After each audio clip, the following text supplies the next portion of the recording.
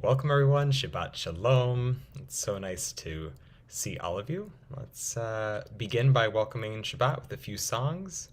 We'll begin with Shalom Aleichem. Shalom Aleichem, Malachei Hasharet, Malachei Elyon. Mi melech malachei hamlachim, Hakadosh Baruch Hu.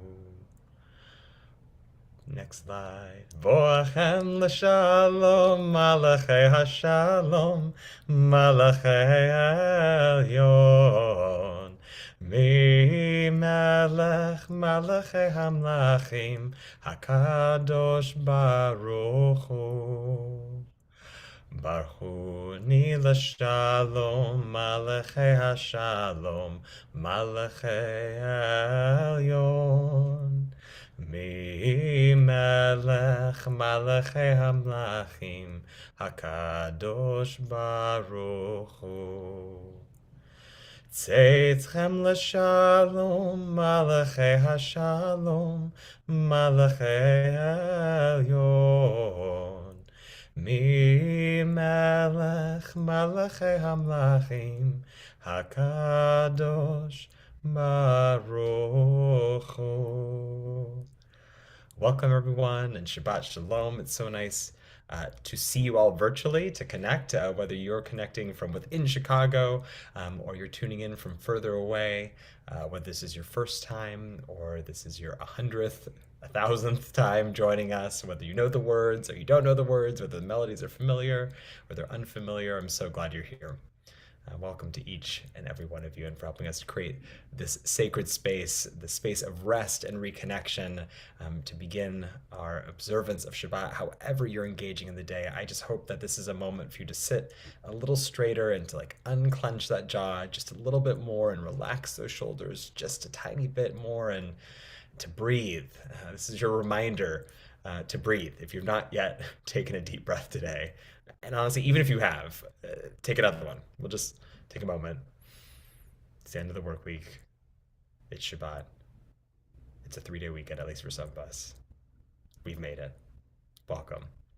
I'm really excited today. We're going to be joined by two Mishkanites in honor of Repro Shabbat, Shabbat where we, across the country, engage in conversations around reproductive rights and access to abortion. So that's going to happen in a little bit. But first, we're going to do a few more songs. We're going to light some candles. So this is your warning. If you would like to light candles with me, now is your time to go get them and some matches and whatever else you need for candle lighting. To give you a little bit of a running start, we'll go into our next song and then we'll light candles together.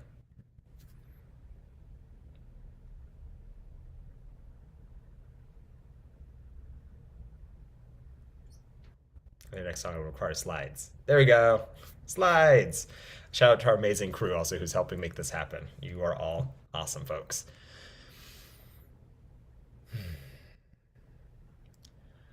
Anna bechoach bechoach gedulat yamincha tatir tzerura kabel rinatamcha sagmenu tarenu nora. Anna bechoach bechoach gedulat yamincha tatir tzerura kabel rinatamcha sagbeinu tarenu nora. We'll stand the slide. Anna bechoach gedulat yamincha tatir tzerura kabel rinat amecha sagbeinu tarenu nora. Anna bechoach gedulat yamincha Tatir terura, tatir terura, kabel rinat, rinat amecha, sagbeinu tarenu nora. Yamai yadai yadai, yadai yadai yadai, yamai yadai yadai, yamai yadai yadai yadai yadai yadai. Yamai-yai-dai-da-dai, yamai-yai-dai-da-dai, yamai-dai-dai. We're going to go into candle lighting. We can move to that slide. Perfect. Got your matches, got your candles. You can light them together.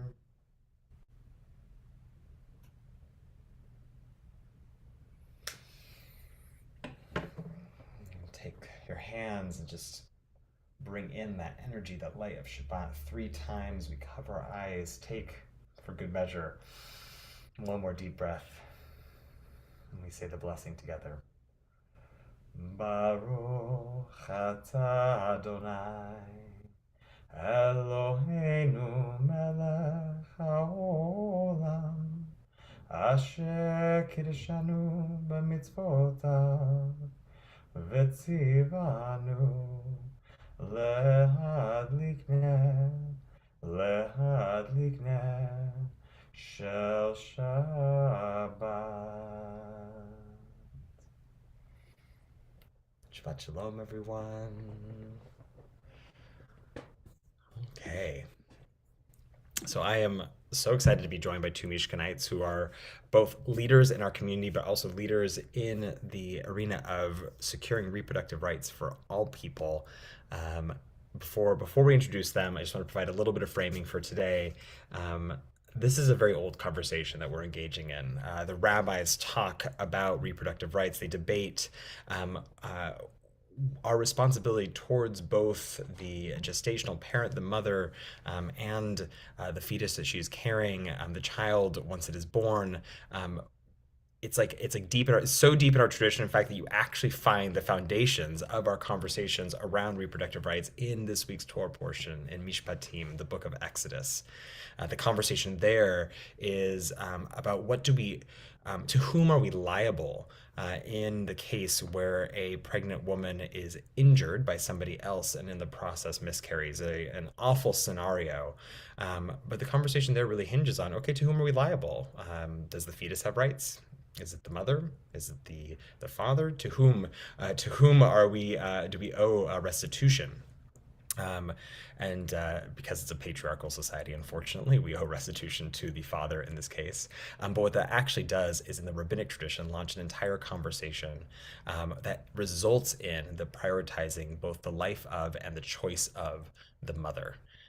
And that the child becomes an autonomous human being once it leaves the womb. But while in the womb, is actually part of the mother, and therefore part of the mother's decision-making process, particularly when her life is under consideration and potentially at risk. And so that is where the conversation begins. That was 3,000 years ago, and then it continues for another couple thousand years, and we're going to continue that conversation today. So I want to invite on Elizabeth and Sarah, who are popping in.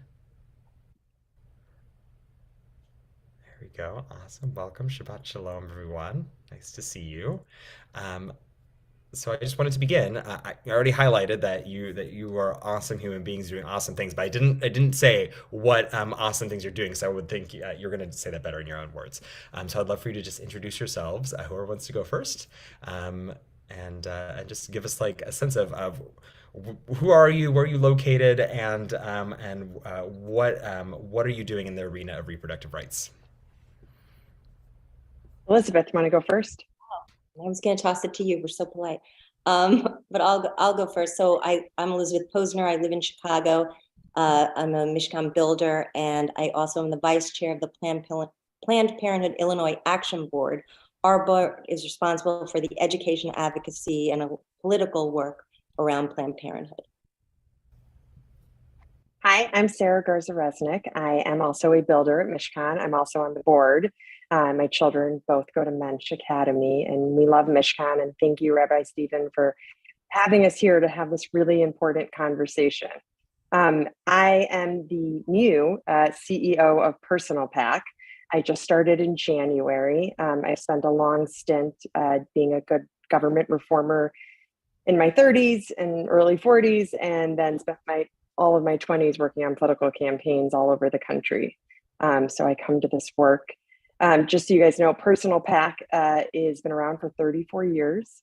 Illinois used to be a very anti-choice state, and working with Planned Parenthood, our biggest partner, our sole focus is to elect pro-choice candidates and then to hold them accountable in office. And that is really the main reason why Illinois is pro-choice. So I'm really happy to be here and have this conversation. Thank you. Thank you both for being here. I feel bad because I said that, you're like leaders in the community, but you're like extremely involved members, and you're like not only leaders but movers and shakers in the field of reproductive rights, both in Chicago, Illinois, and also the country, because what we do here obviously resonates and has an effect across the country and the world. So I'd love to hear. I'm sure there is a much longer story behind why each of you became involved in the work to secure reproductive rights. But if you could summarize that, why this work is important to you, but in particular because we framed this conversation by saying this is a conversation that's been happening in the Jewish community for thousands of years, and reproductive rights have been a concern of Judaism for thousands of years. So if you could say why this work is important to you, but also why is this work important to you as a Jew, as a member of the Jewish community? I'll start this time. Is that okay? So, I was raised to believe in Tikkun Olam. I was raised at Beth Emet Synagogue in Evanston, and I have socially active activist parents. So I come to this work very honestly. I do believe our job is to repair the world. I also believe that there is nothing more fundamental in the world than our bodily autonomy. If we do not have that, we have nothing. I had an abortion in my early 20s. I'm very open about it. I do believe that for those of us who have done it and feel comfortable talking, it is absolutely imperative that we share our stories. This is not taboo. It doesn't happen to, only a certain type of woman or person. It happens to any of us at any time in our lives. And we must speak openly and honestly about it, and to tussle with it, right? And to me, that is what being Jewish is about. It's about dealing with the hard things of life. And I look to my faith to kind of ground me in that. And I am so proud to be a Jew. And I do believe that this country is wrong on so many issues about our actions towards women right now. But it is also a violation of our religious beliefs. And I hope that, that gets to the courts. I know that there are rabbis in Florida that have brought action. And I do think that the laws in this country are violating our religious freedom. Thank you. Well, I think Sarah pretty much said a lot of what and I think a lot of Jewish people believe. We were raised with Tikkun Olam. I think that almost more than the theology for me is the notion to repair the world, to do for others. My grandmother always said, "Are you Jewish? Yes. Are you a good person? Yes, then you're a good Jew." So the whole notion that being a good person is really, and doing good works is what's really most important. So on a variety of issues, not just reproductive rights, but civil rights, making sure things are fair amongst all citizens. So I think I too was raised in that. I also feel being Jewish is like another pillar of support that I can turn to in terms of my reproductive rights work. I know that even my faith believes that the life of the person carrying a child is sacrosanct. And I know that my faith supports that. So that lifts me up and is just another pillar of support that I can turn to in being Jewish. I also feel that there couldn't be anything more important than the right to control what you do with your own body, no matter what that is, not just abortion care, but the right to do anything you want with your own body. And I will also share, I absolutely agree, and I think we can put this up in the chat, sharing our stories, destigmatizing the word abortion. Let's use the A word. Let's talk about it, have conversations. I too had an abortion in my early 20s. I would not have the 3 children I have today if I had not had an abortion in my early 20s. And we need to have these conversations. And like Sarah, that's something I didn't talk about freely and openly for a really long time.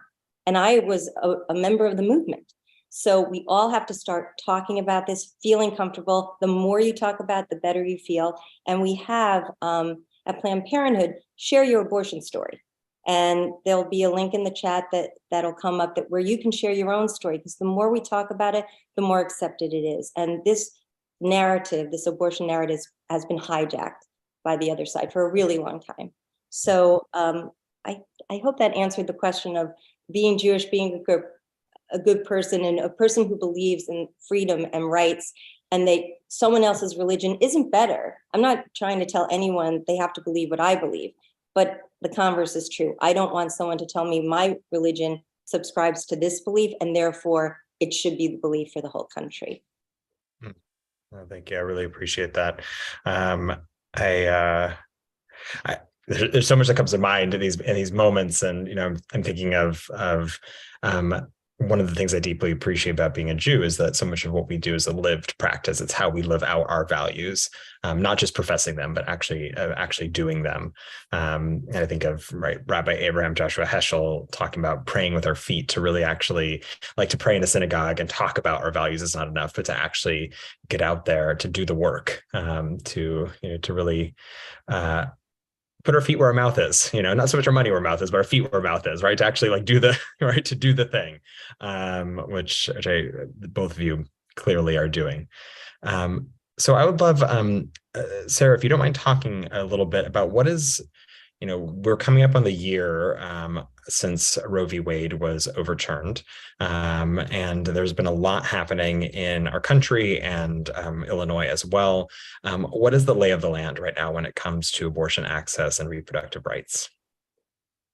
Yeah, I mean, it's scary. So I'm not going to sugarcoat this. There are really good things going on in lots of states. There is reason to have hope. So I'm going to say a bunch of stats right now, because I really think it's important that people ground themselves in what's actually going on. So 60% of people who receive abortions are in their 20s. Over 50% of people who have abortions already have children. And the most common reasons that people have abortions are because of demands of work and wanting to complete education, the ability to care for existing children, and frankly, not being able to afford the high cost of having a child in this country where we don't support families. Right now in the country, there are 17 states that have a complete ban or are so severely restricted that it's basically a complete ban on abortion. There are, in the middle, about 16 states that have pretty severe restrictions, which make it very hard and difficult to have an abortion.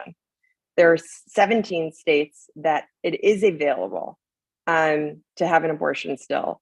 But if you look at the map, we are in the center of the country, and we are the only state that people can more easily travel to, more readily be able to travel to, and we're the closest to the south.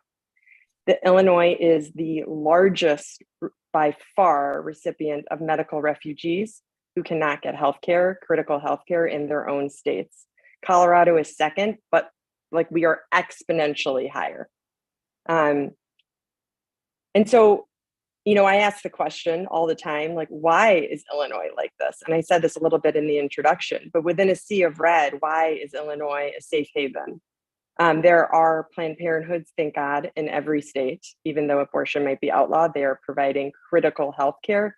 In my 20s, when I didn't have health insurance, I was working on political campaigns and I was in law school, I depended on Planned Parenthoods all over this country to get access to, critical health care. But really, it's the partnership between Planned Parenthood and my organization, Personal PAC. As I said, Illinois was a very restrictive state. And there were trigger laws on the books. I think Elizabeth might talk about this a little bit later, until very, very recently, that if Roe was ever overturned, it would have been outlawed in Illinois. and Personal PAC and the ACLU and Planned Parenthood worked together and actually had a Republican governor repeal that law. So let's talk about, ground ourselves a little bit more in facts. This landscape is evolving every single day, and it is very hard to keep track of things. I mean, I have to read so many news outlets just to know what is going on. But abortion is more than just about fundamental health care. It is also about racial equity. Because of all the other systemic racial injustices in this country, the bans of abortion disproportionately impact BIPOC and low-income women. So let's talk about facts. Now, these 4 states I'm going to mention all have outlawed abortion, but let's talk about who was getting abortions before this law. It was complete bans on abortion. In Mississippi, the BIPOC population is 44%, but they were 81% of the abortions happening in that country, in that state before the ban. Texas, 59% of the population, but 74% of the abortions. Alabama, BIPOC community is 35% of the population, but they got 69% of the abortions. In Louisiana, it's 42 and 72. And why did we have this large discrepancy? Because of the limited access to healthcare. These are states that do not have expanded Medicare and Medicaid services for people. They don't have access to birth control then, and there's a complete lack of sex education. There's never a discussion about abortion or birth control. It's only about abstinence. So imagine being one of these women in these states, and you find yourself pregnant now, and you're living paycheck to paycheck, and you might have 2 children, and you don't have control over your schedule and can just take off time from work. You don't have childcare, and you don't have the gas money to get to a state. It is absolutely petrifying. I mean, I cry every time I think about it. I can't imagine being them. And I want everyone on this call to realize that almost every single one of us, if we or our loved ones were in that situation, would be able to put the money together. And even if abortion was completely outlawed, we could get to a different country. We would find a private doctor. And if we didn't have the money in our bank accounts, we probably have somebody who loves us enough to loan us the money or give it to us. So what is it like for women right now if you live in one of these states? On top of feeling alone and scared and having mis and disinformation thrown at you, we have crisis pregnancy centers who are just outright lying to women and pretending to give them health care and scare them out of abortions or travel. You have to, when you call a clinic here in Illinois, this is what happens. There are long, long waits. Illinois just passed a great bill called the Provider and Patient Healthcare Act that is going to allow registered nurses, physician assistants to perform first-term abortions, which is great. But doctors are also scared for themselves and their own safety, both their physical safety and possible prosecutions that are coming down the line. So you call a clinic because Illinois has so much pressure from all the other parts of the country. The waits are weeks long. Then they connect you to a service provider that can help you figure out how you're going to get to Illinois, fund that trip to Illinois, what you're going to do with your children, how you're going to get off work, how you're going to explain this. And we'll be working on another bill that just got introduced or will be introduced on Monday to protect all of the electronic tracking. License plates are being tracked. Your menstrual apps can be tracked. Where are these phones tell the government where you are? And there are zealous district attorneys and state's attorneys all over this country that can hardly wait to charge women and their providers with crimes. So why is this? I went over the numbers. So the last thing I'll say is I want us to live with this data of what Black maternal health and infant health is in this country.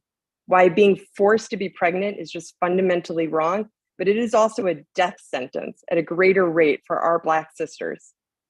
For every 100,000 births, this just came out this week, 173 babies will die before their first year of wealthy white mothers. For the poorest white mothers, it is 350. It is 437 for the richest Black mothers. and it is 653 for the poorest Black mothers. That should shock us and scare us. For the rate of maternal mortality, for every 100,000 births, it is 5 women die in New Zealand. It is 8 in the UK, Canada, and France. The average here is 17.4 in the United States. But for Black women, it is 68.9. Our system is failing us. And now women are being forced to travel thousands of miles, give up pay at work, all just to get fundamental health care. And I just cannot say enough. I want everyone to imagine being one of these women. What this country is inflicting, the trauma we are inflicting on people, is just wrong. And we all must say it must end. Thanks. Thank you, Sarah. I really appreciate that you, in giving us a sense of where we are in reproductive rights now, you couch it within the larger entangled systems of wealth inequality, access to things like prenatal health care and postnatal services, childcare, free childcare, education, those things that just don't always exist, and that it's not just the one issue, right? No. It's an entire web of issues that, and I really appreciate that you highlighted how it disproportionately impacts people of color and people living with poverty at a much greater rate, at actually a really horrifying rate. Yeah. That's a lot. But something you did mention. It's a lot to unpack there. Yes.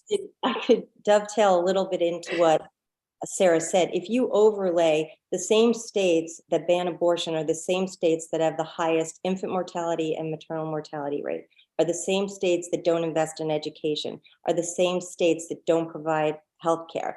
These are all intersectional issues, and we have to approach it as such. When we talk about abortion rights and Roe being overturned, people should know there wasn't access to abortion for many people all over the country well before Dobbs' decision came down. And that's part of what we've been talking about here. There's a lack of equity in healthcare, and abortion is healthcare. That's another thing that I think the narrative has to be. Abortion is healthcare, and healthcare is a human right. And the fact that access didn't exist before has only exponentially affected the communities that Sarah so eloquently pointed out, has only exacerbated and made that worse. In terms of the trigger laws Sarah was talking about, here in Illinois, we've been lucky because we had the Reproductive Health Act on the books that even if Roe was overturned, we would still be protected. But we had to make sure we elected Supreme Court justices and politicians who would maintain those laws, because at any moment, those could be overturned by an anti-choice governor, an anti-choice Supreme Court. So bravo, Illinois, as Sarah pointed out, we were actually quite a conservative state. And now we have a full, in our governor, our attorney general, our lieutenant governor, all the way down the line, and to our Supreme Court, we have a pro-choice majority in the House and Senate. And that is just, there isn't enough kudos to be had. I'm so proud to be an Illinoisan in a sea in the Midwest of those who would take away women's rights. And not only that, try to attack those even coming into our state. So I got a phone call from someone, this is what really killed me, a friend of mine, who I had a friend in Texas who was afraid to even go on her laptop to explore the options she might have anywhere. So she had to call her friend, have her do it, because she was so afraid of what Sarah's pointing out. So we are living in a country now in total fear. I was at a panel where we were talking to gynecologists and abortion care providers who said that the influx of 18 to 24-year-old women getting their tubes tied, they have never seen that because they are so afraid of getting pregnant and what they would do. The incidence of men getting vasectomies has also skyrocketed. I have to say that that's partially a good thing. Men, do your part, join the movement. But the fact that people feel that they don't have options, that can't stand. I will say the other point we know that most Americans support abortion rights, even in some cases.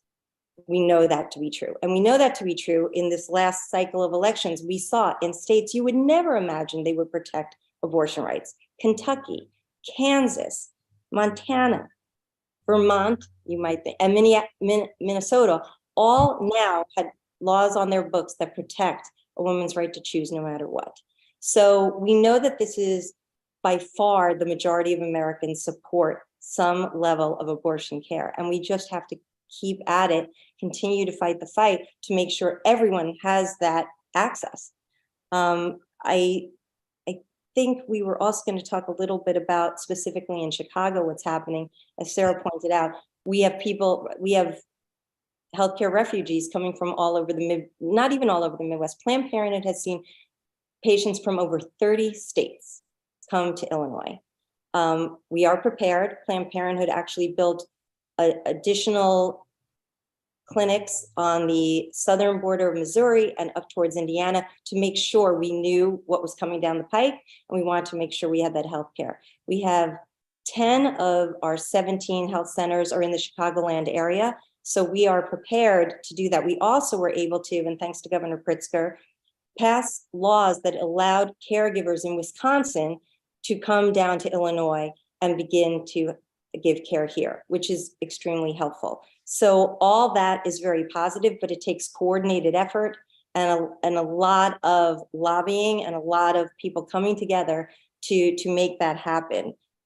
So I think we should all be really proud of what Illinois has done and our state has done to support those all around us. So that's kind of a question I'm holding, and there's kind of multiple levels to this, which is, at least for the time being, and God willing, this will change in the very near future.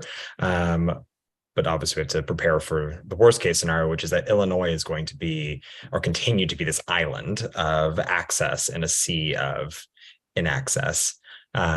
And so at a state level, right, at a city level, right, Chicago, having, right, 10 of those 17 clinics, I think you mentioned, and then we're eventually going to get to, as a community, right, as Mishkan, as a community, like what role do you see us playing in the future? And you can take any one of those three levels or all of them, but really, like, understand that we are this island and we are this refuge. What is our responsibility? What is our opportunity to provide support for both medical refugees and also for people within our own state, and to ensure that we remain an island, but perhaps also, I would hope, a leader as well in changing things more broadly. Yeah, I mean, I think we have to be so thankful to Governor Pritzker.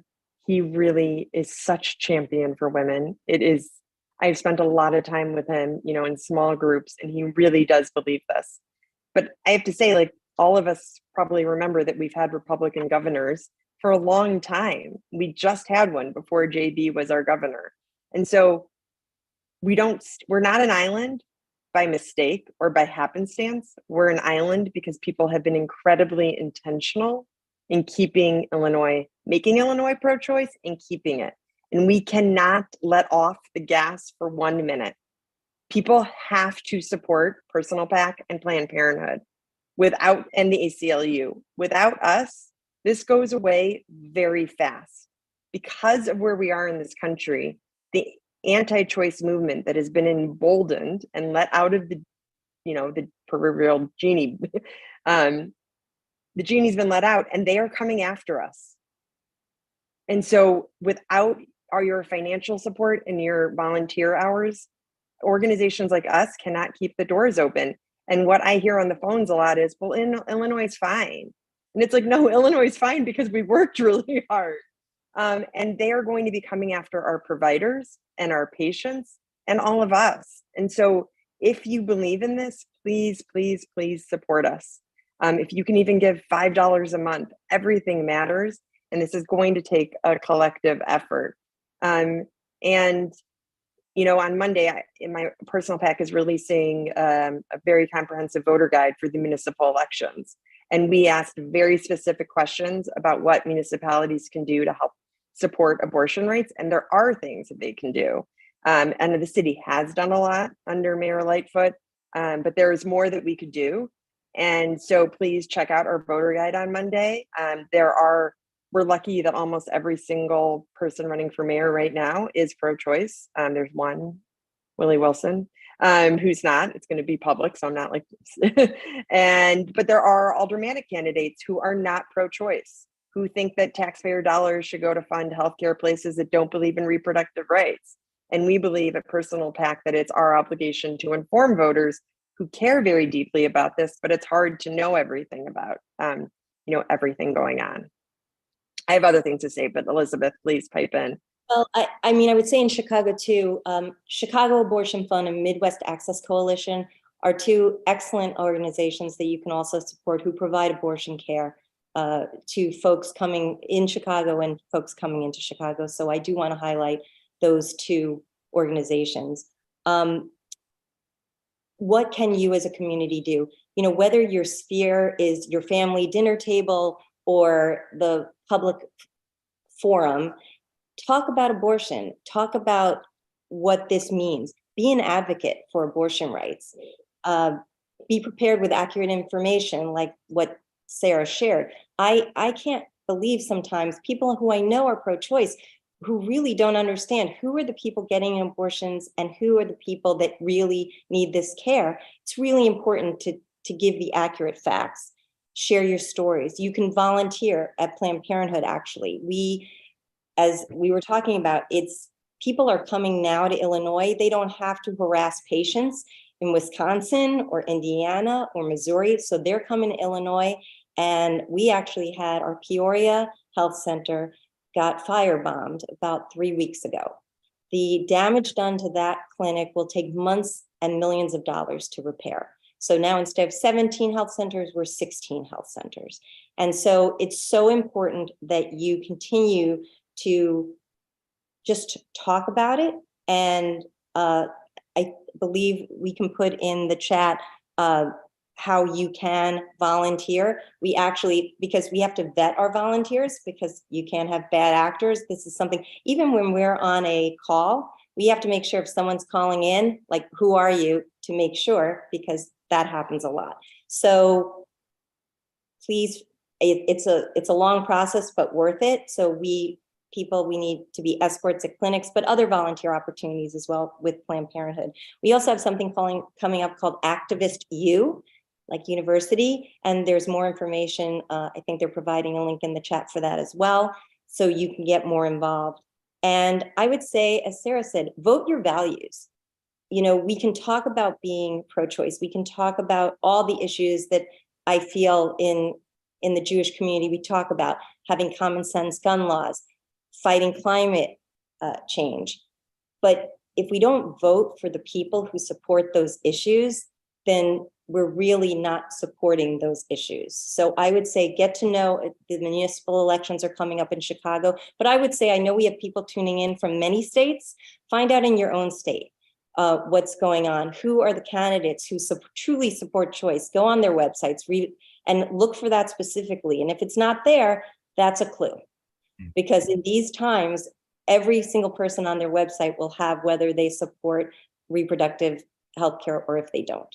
People know. So I would say vote your values. Yeah, and ask them, right? Like, go ask your elected officials when you go to forums. What is your stance on reproductive rights? It should be the first thing everybody's asking.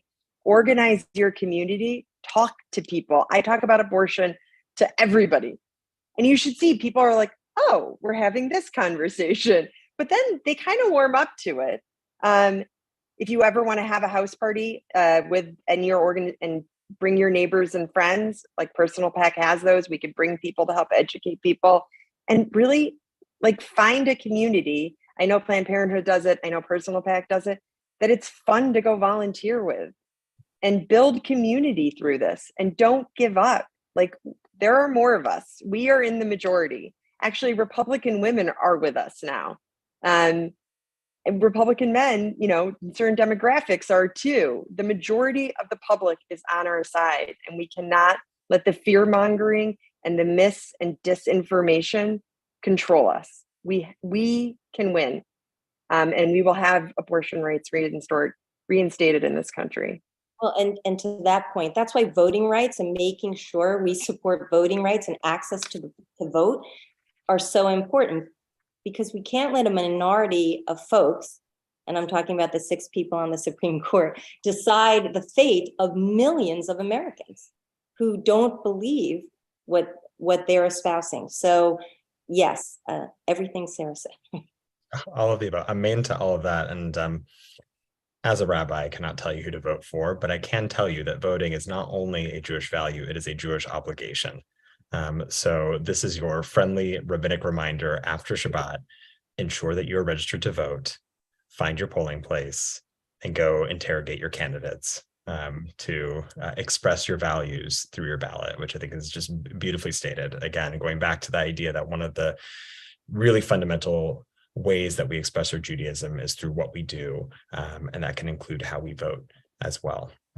So I just wanted to thank both of you for being just inspirational members of the Mishkan community, for doing this incredibly holy work, and it is holy work of fighting for reproductive rights and for access to abortion, of really embodying what it means to take your Judaism and your Jewish values and express it through not only what you think and what you believe, but more importantly, what you do and how you walk through the world. So may you only go from strength to strength, and may we very soon see a day where this is a conversation of the past, and a more celebratory present. So thank you. Thank you. Thank you. And if you have a glass of juice or wine near you, we're going to transition into Kiddush. If I can get our slide up for that. Other folks can also grab their cups. Vayerev vayvoker yom hashishi, vayechulu hashamayim v'haaretz v'chol tzevam. Vayech Elohim bayom hashvi'i melachto asher asa. Vayishbot bayom hashvi'i mikol melachto asher asa. Vayivarech Elohim et yom hashvi'i vaykadesh oto ki vo shavad mikol melachto asher bara Elohim la'asot. Savri, to all of my justice warriors out there doing the good work.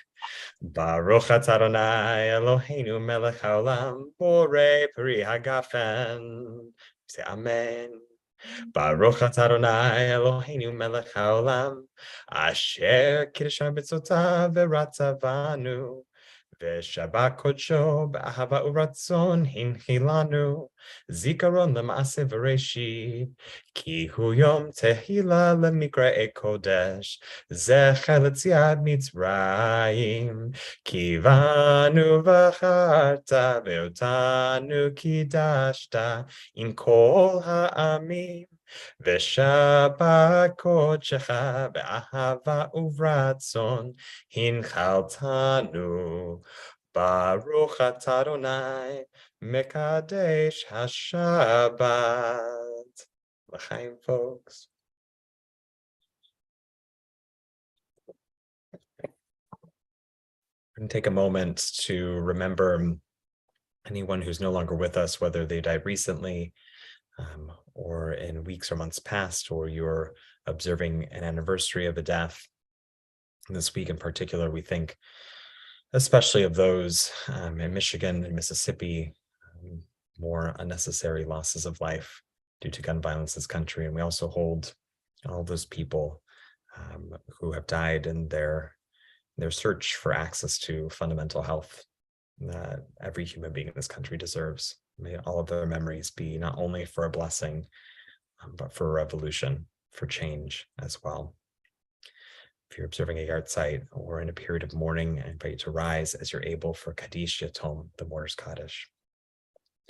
Yitgadal, Yitkadash Shemei Rabbah, Be'alma Divra Chirte V'amlich Malchute, B'chayachon Uvyomechon Uvchaye Dechol Beit Yisrael, Ba'agala Ubizman Kari V'imru Amen. Yehei Shmei Rabbah Mevarach Le'olam Umei Almayam. Yitbarach v'yishtabach v'yitpa'ar v'yitraman v'yitnaseh v'yithadar v'yit'aleh v'yithalal shemeh t'kudusha brichu la'ela mikol birchata v'shirata tushbechata v'nechamata da'amiran ve'alma v'imru amen. Yehi shlama rabba min shemaya v'chaim aleinu ve'al kol Yisrael v'imru amen. Oseh shalom b'mromav hu ya'aseh shalom aleinu ve'al kol Yisrael ve'al kol yoshvei tevel v'imru amen. We're going to close our time here together today with one more song. I will mention that all of the links and the way to contact Elizabeth and Sarah, if you want to reach out to them, will be, I think, both posted in the chat. But when we send out, hopefully, a recording of our conversation in our next email, we'll include those links as well. And so thank you again to Elizabeth and to Sarah, for all of you for gathering with us today. Let us close with a song for peace. May you have a peaceful, restful Shabbat, one that invigorates you, repairs you, heals you, re-energizes you, gets you ready for the work that we have ahead. Oseh shalom bimromav, hu ya'aseh shalom aleinu, ve'al kol Yisrael, ve'al kol yoshvei tevel, ve'imru, imru, amen. Oseh shalom bimromav, hu ya'aseh shalom aleinu, ve'al kol Yisrael, ve'al kol yoshvei tevel, ve'imru, imru, amen. Yam ba da da ya da ya da ya da da ya da da ya da ya da da ya da yam ba da da ya da ya da ya da da ya da da ya da ya da da da. Oseh shalom bimromav, hu ya'aseh shalom aleinu, ve'al kol Yisrael, ve'al kol yoshvei tevel, ve'imru, imru, amen. May the one who makes peace above make peace here and now through each and every one of us, the work of our hands. Shabbat shalom, everyone. Thank you for joining, and we'll see you very soon.